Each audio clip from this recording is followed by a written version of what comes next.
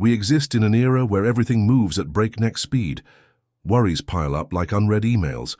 Workplace stress feels inescapable, and the feeling of being perpetually overwhelmed has become our new normal.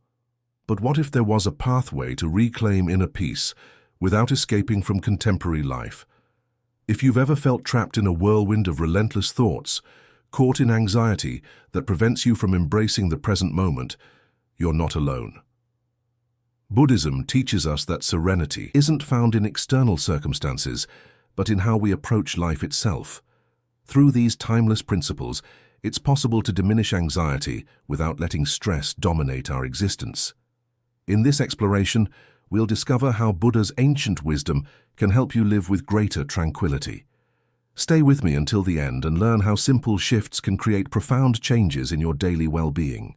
The burden of anxiety in modern times. Anxiety has become the soundtrack of contemporary living. It's challenging to find someone who doesn't feel overwhelmed by concerns that attack from every direction at some point during their day. From professional pressures to societal expectations, external demands seem endless. Beyond these obligations lies internal noise, that feeling of being caught in a stream of thoughts that never stops flowing. Today we live with minds stuffed full of relentless demands, like a constant urgency that never switches off. Social media floods us with seemingly perfect lives, while work and personal duties demand more from us each day. Anxiety, therefore, doesn't just appear as emotional distress. It transforms into a physical burden that impacts our health. When we consider stress's impact, we commonly associate it with obvious symptoms like sleeplessness, persistent exhaustion, or irritability, whose source we can't identify. The truth is that stress affects both our minds and bodies. This condition can create serious physical disorders if not properly managed. Anxiety becomes a cycle of deterioration where we feel powerless to escape the whirlwind of thoughts and preoccupations that spin endlessly. For instance, the constant pressure to meet productivity standards at work or on social platforms can make us feel inadequate. Living in an anxious state makes us feel like we're always running but never arriving anywhere. This persistent sensation of drifting affects us deeply, both in our ability to enjoy the present and in our capacity to connect authentically with others. Moreover, the future is a concept that generates tremendous unease. Worry about what's coming, about what might go wrong, becomes a constant barrier to living fully. Expectations about what we should be or do feed this anxiety, and ultimately we find ourselves trapped in a spiral of concern and emotional exhaustion. Modern life has pushed us to exist in a state of permanent alertness, and this is where suffering begins. But it's precisely this suffering that invites us to reflect and eventually seek paths to liberate ourselves from the anxiety that troubles us so deeply. Buddha's teachings for liberation from anxiety. In his profound wisdom, Buddhism offers valuable teachings that can help us reduce anxiety. One of Buddhism's key principles is understanding impermanence, anicca. According to this teaching, everything we experience, whether thoughts, emotions, or external situations, is temporary. Nothing remains the same forever. By understanding that both circumstances and mental states are ephemeral, we begin to release the pressure of wanting to control everything, which often feeds our anxiety. When we face an anxious thought or feeling, one of our first reactions is usually to try avoiding it, ignoring it, or fleeing from it. But true Buddhist wisdom invites us to accept and observe. Instead of fighting against our anxious thoughts, we can simply allow them to be. Buddha teaches us that the constant struggle to reject painful experiences only generates more suffering. When we resist what we're feeling, we feed it, making it larger. In contrast, by accepting our anxiety, by recognizing it without judgment, we begin to diminish its power over us. In Buddhism's context, attachment, tanha, is another important cause of suffering. We cling to things we believe will give us satisfaction or security, our relationships, our achievements, our expectations about the future. But this attachment is a trap because everything is impermanent. The things we love or the goals we pursue aren't always under our control. This detachment doesn't mean we stop caring for what we value, but rather that we understand happiness doesn't depend on a specific outcome. Freeing ourselves from this attachment allows us to live with more peace and less anxiety. For example, we often live with anxiety about what might happen in the future. We become obsessed with what should happen or with the fear that things will go wrong. Buddha invites us to free ourselves from that burden and live more fully in the present. Instead of worrying about the future, we can focus on what's happening now, in this precise moment. The practice of mindfulness helps us stay conscious of what's occurring in the here and now, thus reducing anxiety about what hasn't yet arrived. The concept of suffering, dukkha, is also essential for understanding anxiety's root. According to Buddhist teachings, Buddha taught us that suffering is an inevitable part of human life, and that the expectations we have about how things should be often generate frustration and anxiety. When we accept that suffering is part of the human experience, we can free ourselves from the idea that we must avoid it at all costs.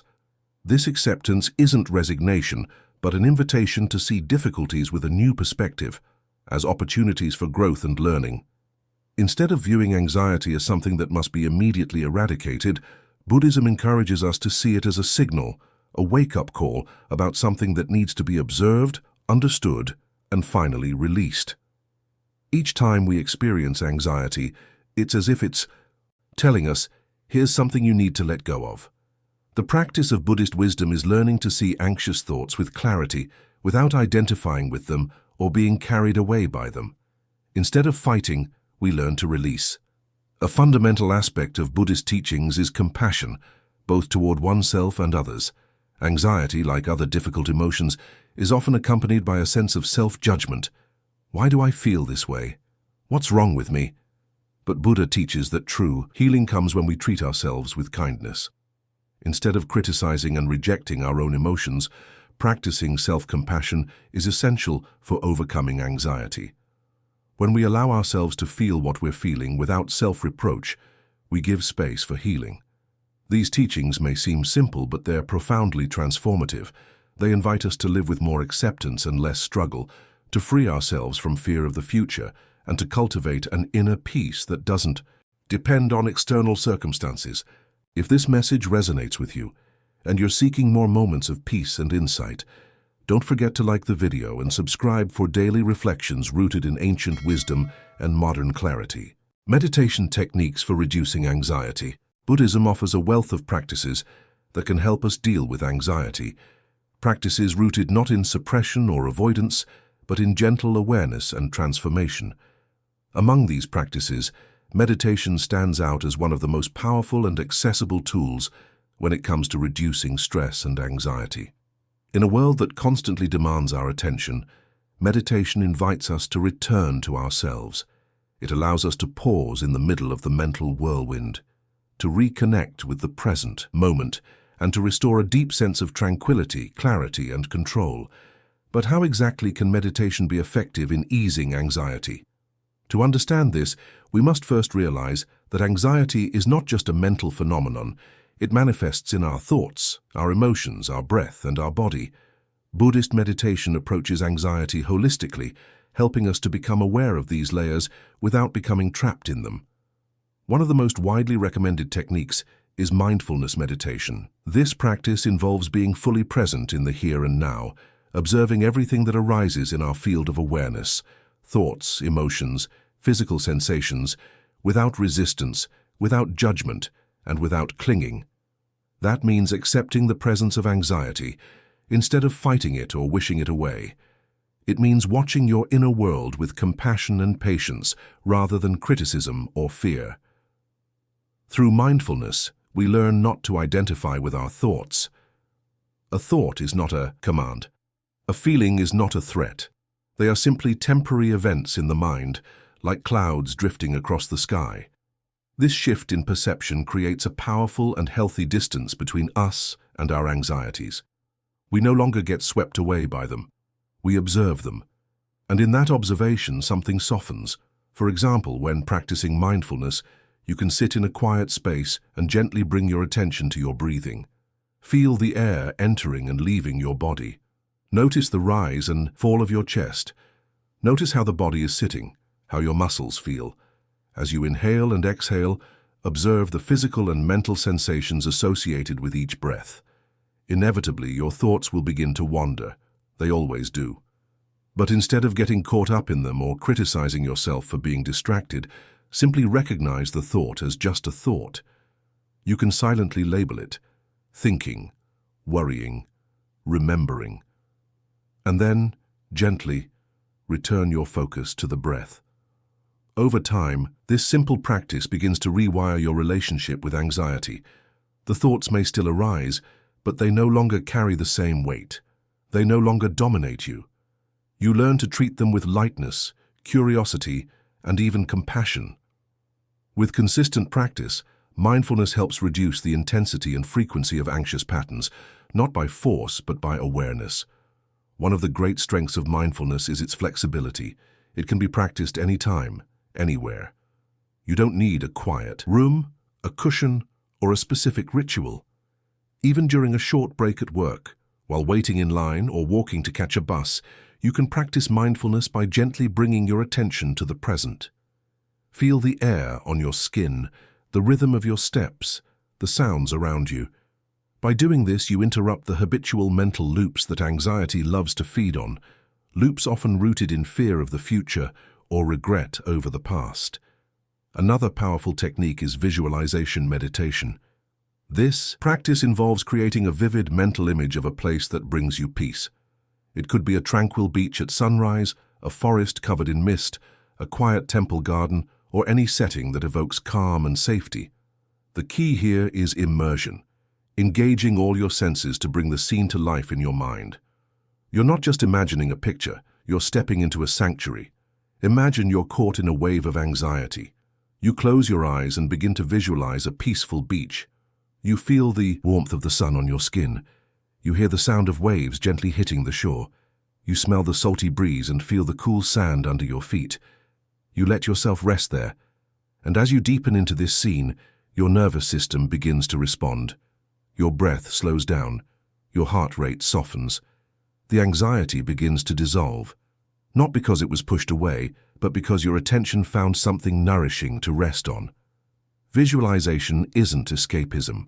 It's a way of creating a mental refuge, a safe space within, that you can access whenever the external world feels too heavy or chaotic. Over time, this internal sanctuary becomes more real, more accessible, and more powerful.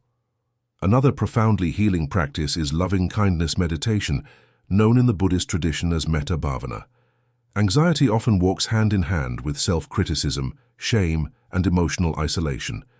We judge ourselves for feeling anxious, we blame ourselves for not being in control, and we often feel alone in our struggle. Metta meditation directly addresses this by helping us open the heart and soften the mind. The practice begins by silently repeating phrases like, "May I be happy," "May I be at peace," "May I be healthy," "May I live with ease." These phrases are not magical incantations, they are seeds of intention. At first they may feel awkward or forced, but with repetition, something shifts. You begin to cultivate genuine feelings of warmth and care toward yourself. From there, you extend those wishes to others, to a loved one, to a stranger, even to someone you're struggling with. May you be safe, may you be well, may you be at peace. This practice gradually melts the walls we build around our hearts. It helps transform harsh self-talk into kindness. And when the mind is filled with kindness, there is less room for fear. You begin to see yourself not as someone broken or anxious, but as someone worthy of compassion, like all beings. Of course, none of these practices would be complete without the use of conscious breathing, one of the most immediate and effective ways to regulate anxiety. When we feel anxious, our breath becomes shallow, rapid, and irregular. This signals the body to stay in a state of fight or flight. But through deep intentional breathing, we activate the parasympathetic nervous system, the part responsible for rest, digestion, and calm. One of the simplest methods is the 4 to 7 to 8 technique. Inhale deeply through the nose for a count of 4. Hold the breath for a count of 7. Exhale slowly and completely through the mouth for a count of 8. Repeat this cycle a few times, especially during moments of acute anxiety. You'll notice your body relax and your thoughts begin to settle. Pairing this breathing with mindfulness or visualization amplifies the calming effect.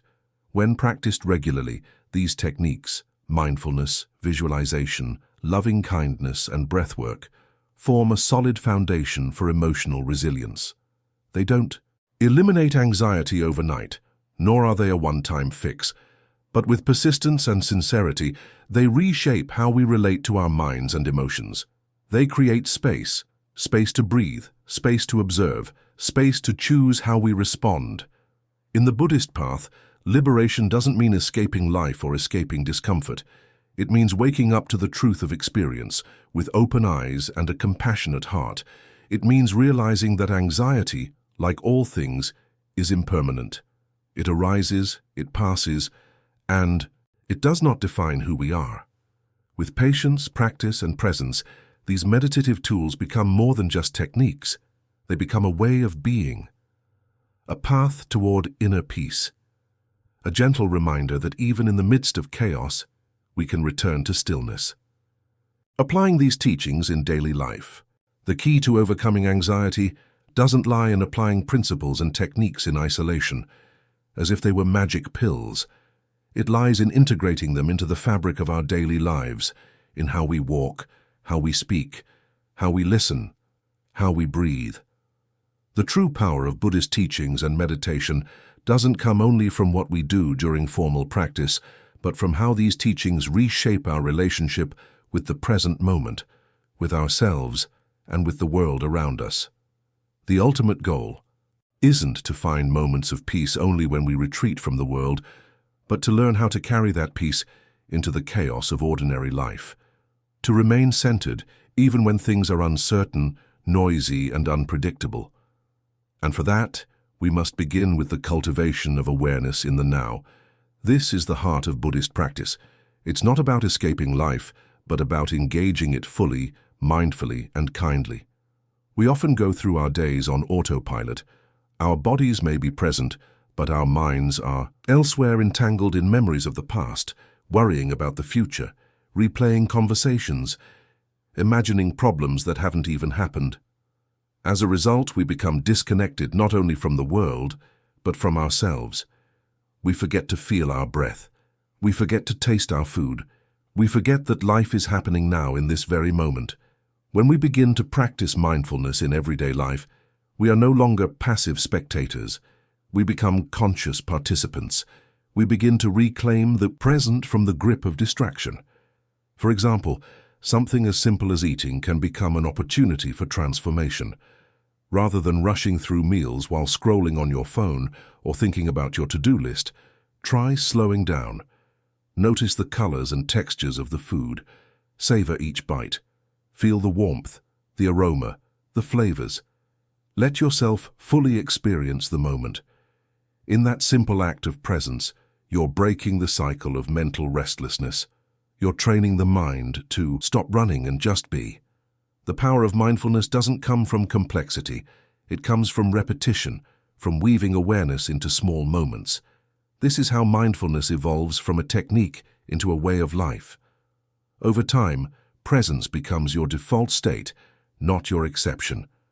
Another essential principle is detachment from outcomes. In Buddhist philosophy, one of the main sources of suffering is attachment to results, to expectations, to how we think things should unfold. We set conditions for our happiness. I'll be at peace if this goes well. I'll relax when everything's perfect. But life rarely meets these conditions, and so we remain trapped in anxiety. Letting go of attachment doesn't mean giving up.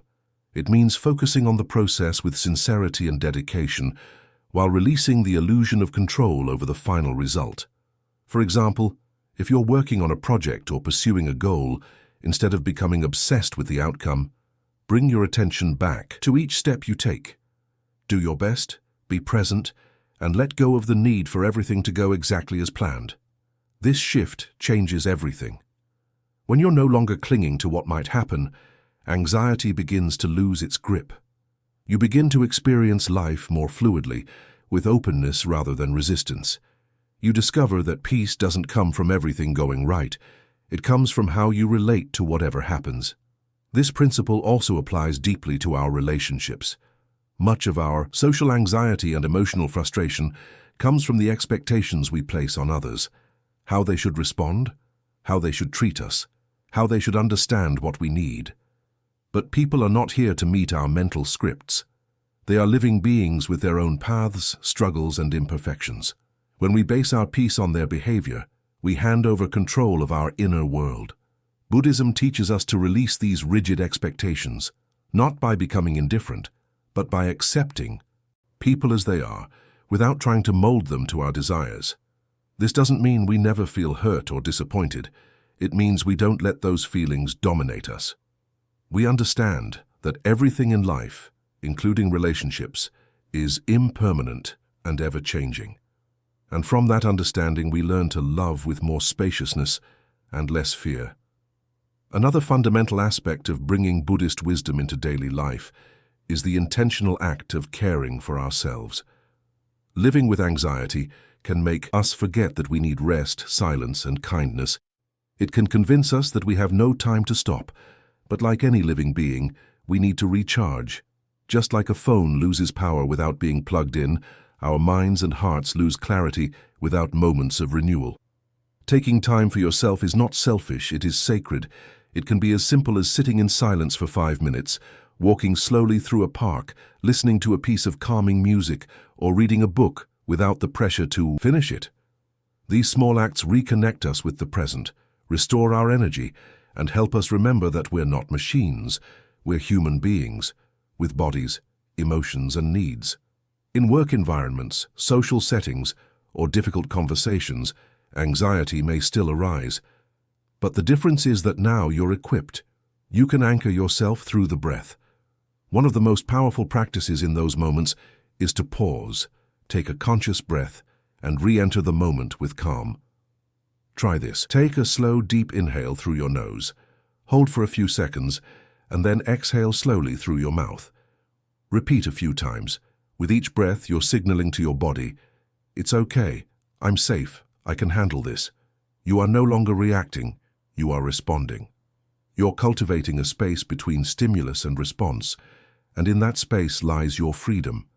Integrating these teachings doesn't mean you'll never feel anxious again. Life will continue presenting challenges. You'll still experience ups and downs. But what changes is your relationship with those challenges. You no longer collapse into every fear. You don't run from discomfort. Instead, you begin to meet life with a grounded, open presence. Anxious thoughts stop being overwhelming truths and become what they really are, passing mental events, not facts, not definitions of who you are, just clouds, just weather. Anxiety is a natural part of the human condition, but you don't have to live enslaved by it. Buddhism offers us not just techniques, but a radical shift in perspective. That peace is not something we chase out there. It is something we cultivate in here, inside the breath, inside the pause, inside each small act of awareness. Let this be your invitation to begin. You don't need to master everything at once. You don't need to be perfect. You just need to start with one breath, one moment of presence, one act of kindness. Because each time you choose awareness over autopilot, calm over chaos, compassion over self-judgment, you are already transforming your life. And if this message has spoken to you, consider sharing it with someone else who may need to hear it. In a world so full of noise and urgency, you never know the power a quiet truth can have in someone's life. Thank you for being here, for taking the time to pause, reflect, and reconnect. Take one more deep breath now and remember, no matter what happens outside, you always have the power to return to stillness within. With gratitude, Daily Dharma.